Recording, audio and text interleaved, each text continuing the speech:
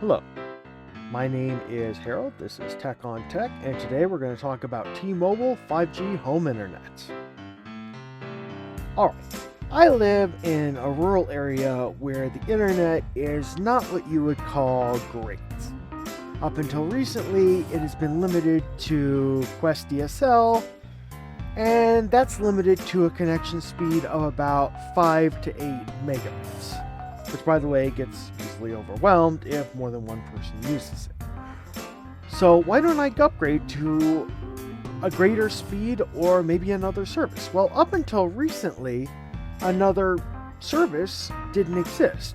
And Quest is just not interested in upgrading connections for rural customers like they do in big cities because it's just not profitable enough. Now, the government knows this and recently launched multiple programs to address the problem. This one being the most prevalent, the Affordable Connectivity Program. So, thanks to that push and funding from the government, companies like T-Mobile, Verizon, and others have started to push into doing home internet in a bid to cash in on some of that sweet ACP dough. And since my option was this, up until just recently, I ended up getting this. T-Mobile 5G home internet. Now, if you saw the last video on network connections, you know that these results are not great for the DSL connection, but these connection speeds on the T-Mobile 5G home internet are pretty good. At the best of times, it's 50 megabits up and down and a latency of like 32 milliseconds. Really good. But this is where the good news stops and where we need to expend a little bit of time talking about the problems with 5G internet, so you can either decide to keep it if you already have it, or if you're having problems, or if you haven't gotten it, you know a little bit more about it so you know what to expect. So let's see. Alright, so this is the Arcadian KVD21. It's a good looking device and it boasts some decent specs. The first one I got was new and it worked great for like 6 months before it started having a problem where it would crash and freeze, the only option being to unplug it and plug it back in to get it to work again.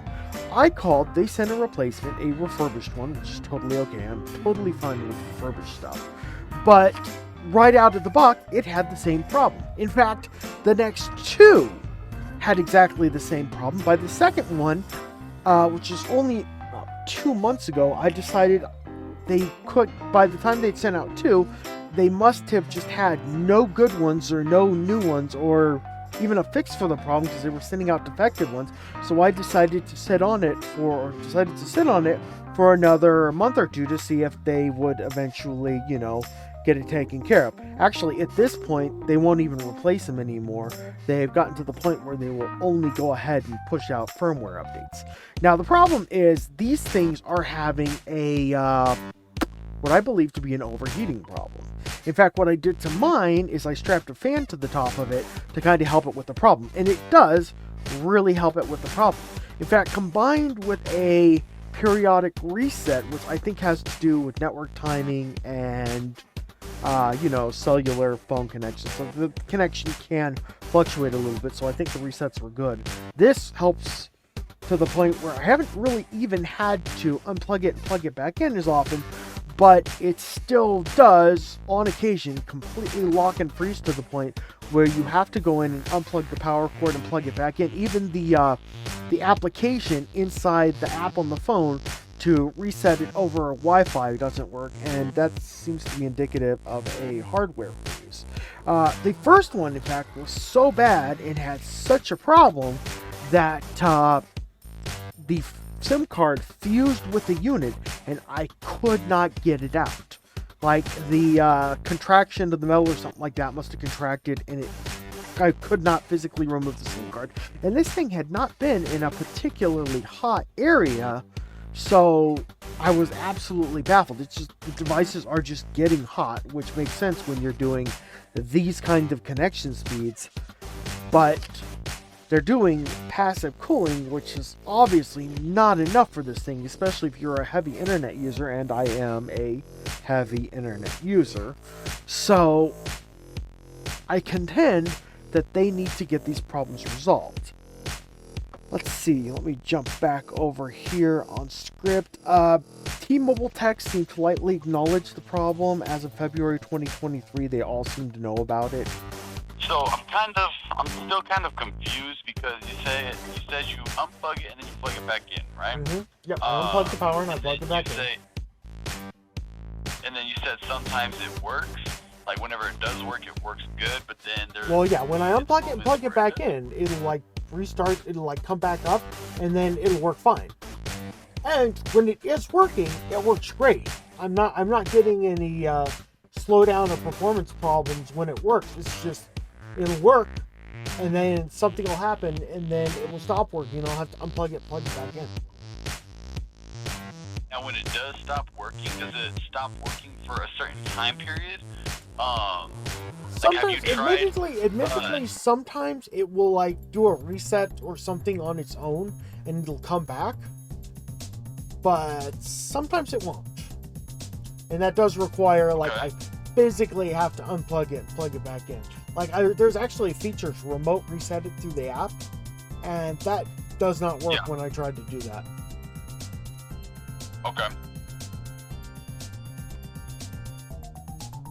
And so right now it's going through its period where it crashed. So let me, because everything on my end right here, it doesn't say anything's wrong with the device, anything's wrong with the network. They won't replace the equipment anymore. They've been trying firmware updates, but the problem still persists. I don't really have much else to say but that. We'll keep this short and sweet. This thing is a great device. It's fast. It works great. I have been able to upload completed videos in a matter of minutes. It really is good in that regard. But the locking and freezing and the overheating kills this. In fact, Verizon is coming out with their version. I am very likely to try it out and get it when it comes to my area, because a connection that's not, it's like 90% reliability at this point. That's bad for an internet connection. And in certain regards, it may be better just to stay on the DSL. Guys, that's it. This is not going to be the world's longest video, but I wanted to do a quick fill-in on my experience with T-Mobile 5G home internet, especially for people who might be YouTube searching it, looking for some information on it. I'll include a couple of more links and information here. If you guys have any questions or comments or anything like that, leave them below and stuff like that, and do the usual. Otherwise, I hope you like my new Minecraft skin in our Minecraft studio. It was another fun one. We've got more new and fun stuff coming. Guys, have a great rest of your week, and we will see you next time.